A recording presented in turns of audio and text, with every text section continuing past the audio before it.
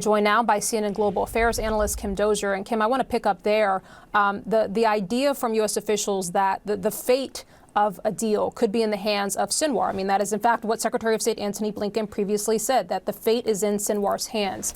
What do you see the implications or ramifications of this possibly being Sinwar being moving forward for the war? Well, this could either be the best possible news for the hostage families who are waiting for 101 loved ones, not all of them believed to be alive, to get out of Gaza. But it could also cause Hamas to further entrench itself in extremism. And just like Hezbollah, after it lost Nasrallah to an Israeli attack, could make negotiations harder. What the hostage families are calling for right now is that the Israeli government use this opportunity to seal a deal and sort of take the win, stop the continuing operations inside Gaza, pull out, get the families out. Now we have to see, will Hamas or whoever follows Sinwar, if he is indeed dead, will Hamas agree to that? Mm-hmm. Yeah, you know, Kim, my last guest made the point that, there's a lot of focus this morning on, will this persuade Benjamin Netanyahu? Will this persuade the Israelis to perhaps take an off-ramp? But she sort of made the point that, what about pressuring Hamas? And my question is there someone that is already waiting in the wings, whether it is perhaps his brother, if his brother is still alive, Mohammed, or what is the organizational structure of Hamas at this point? And what do you think the likelihood would be of there being an off-ramp or an end to this? Well, there was real churn when Ismail Haniyeh, the political leader, was killed inside Tehran. That was an attack attributed to Israel, though not claimed by Israel. And we were surprised to see Yahya Sinwar rise over other potential leaders to take the top post. So those other potential leaders who were vying for that role, they're still alive, they're still out there, they could still step into those shoes.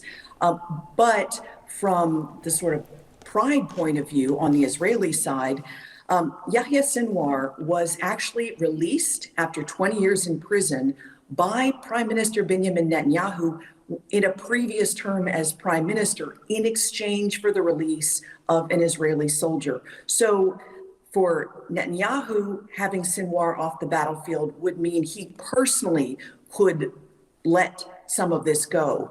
But he still is surrounded by a very right-wing cabinet that doesn't want any sort of deal with Hamas. So that's one obstacle, just like whoever is appointed to take over for Sinwar would be another obstacle. Mm-hmm. Kim, any sense of the impact to the Palestinians in Gaza? I mean, obviously Hamas is not just a military group, but a political group. Any sense even on their support for Hamas? I mean, independent reporting is not exactly allowed in Gaza right now. So, I mean, how does this affect Palestinians? Well, some polling in Gaza indicates waning support for Hamas, but you have to remember, Hamas got into power years and years ago through legitimate elections, but they then canceled future elections. So some calculations say that fewer than 30 or 20% of the current Gaza population actually voted originally for Hamas, and no one has had a choice since. So if we could poll freely inside Gaza and people could answer without being worried who was listening to their reply, maybe we would find rising unrest towards Hamas. But the fact of the matter is, in a war zone where communications, electricity, water, all of those things are disrupted, it's very hard to see who could step into a Hamas political vacuum and take their place and not be cast as some sort of puppet for the Israelis.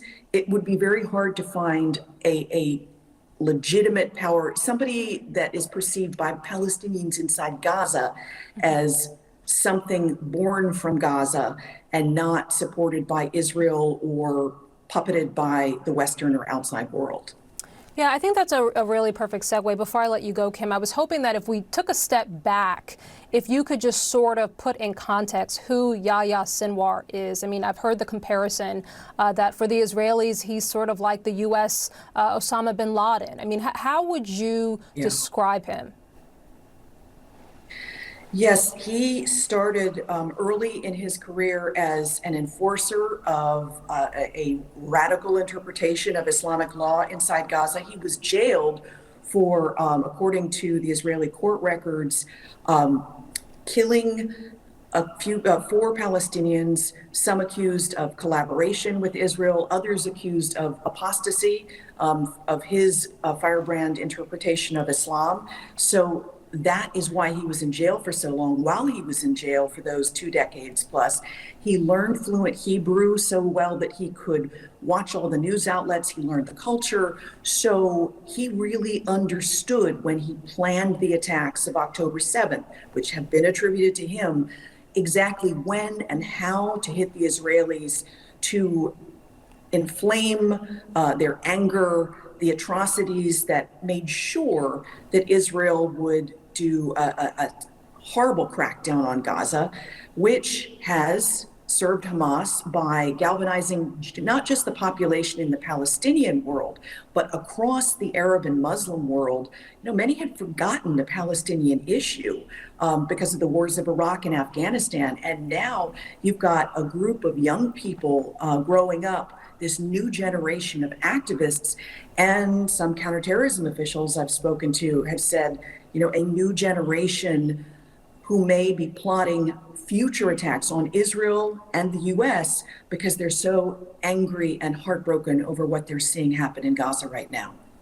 Yeah, it sort of gets to the concern that even if you are to decimate their ability strategically, Hamas, defeating an ideology is much more difficult. Kim Dozier, thank you. We appreciate the time today.